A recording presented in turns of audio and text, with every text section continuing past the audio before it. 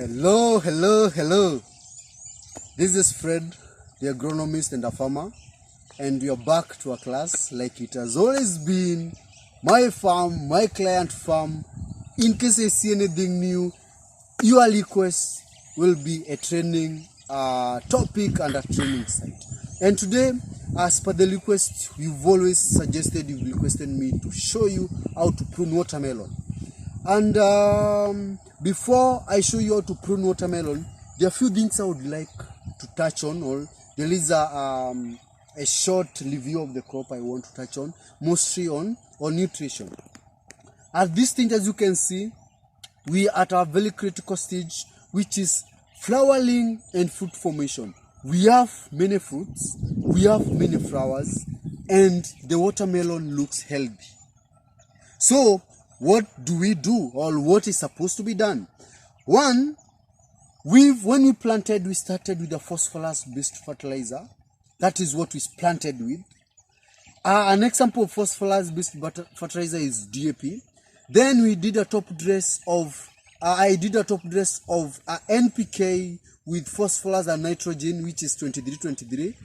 Then I did another top dress of calcium-based fertilizer, boron fertilizer, and potassium fertilizer. I did a combination of that.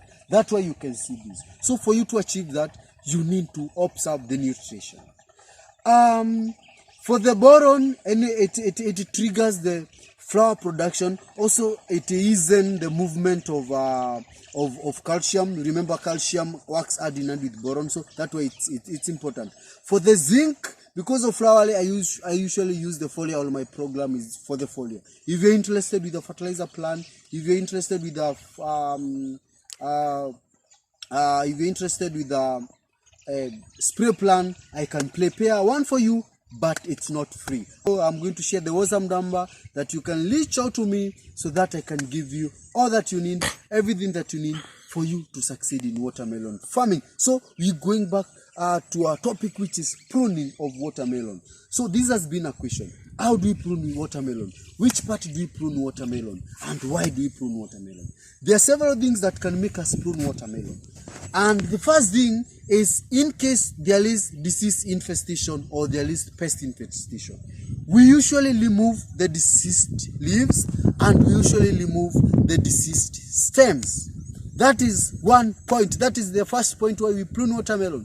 The second thing that makes us prune watermelon, in case of excess vines, like in our case, as you can see, there are so many vines. There are vines that are going not to produce. There are vines that are producing, and we need to remove the excess vines. And which are these excess vines? Why do we remove excess vines? This is in order to balance the nutritional nutrient that is running to the crop, to make sure that the nutrient lasts to making fruit, not just making leaves or making vines. So we remove the excess vines. Then a very good point, which is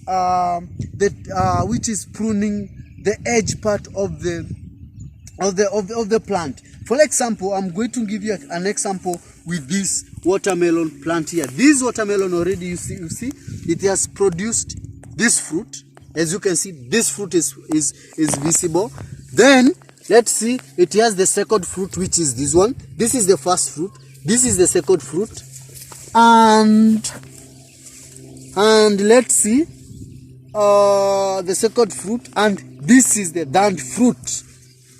You see, these are male flowers. That's why they have not formed fruit. This is the first fruit. We'll repeat again: the first fruit, the second fruit, and the third fruit. That means with 3 fruit per plant, we have enough. With 3 fruit per plant, we have enough. So we want to make sure this reaches 10 kgs. We have 10 kgs of this, and these are 10 kgs. So how do we do it? We come at the edge of the watermelon. In fact, it's producing another flower here. So we want to stop it from producing the next fruit, which may end up overloading the plant or overloading this vine. So we remove the edge tip, the tip. As you're seeing, we remove this tip that way. We just pinch the tip. That means this watermelon is not going to grow taller anymore, and it is going to take care of the fruit that you produce. Then if you come to this point here, for the vines, you'll find that there are some vines, like for example, you come to this, see, this vine has produced, this is a vine, and there is fruit here, and there is another vine that is coming through. We'll remove that vines that way. So we'll remove excess vines that are not producing. Also for this one, because the stem is already overloaded, we'll remove them for us to have good and balanced nutrition in the whole of the farm. So with that, you'll be able to achieve a good, healthy crop. Remember, we removed the deceased vines. We remove overloaded vines that has excess fruit. We maintain 3 to 4 fruit, not than 4 fruit, and not less than 2 fruit. At least 2 are good. You can be able to achieve high kgs or many kilograms per fruit. Then we remove excess vines that are suckers. And this, please note, this is only applicable to the small scale farmer.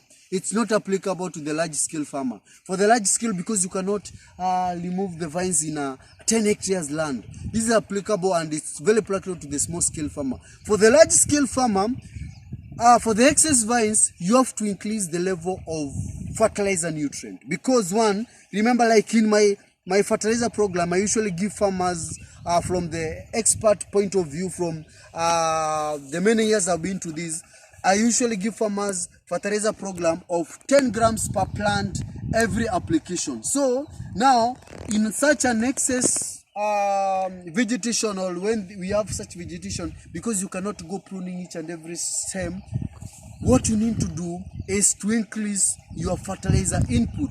For example, increase 10 grams to 15 or to 20. And this time round, don't do one application, the 20 grams in one application.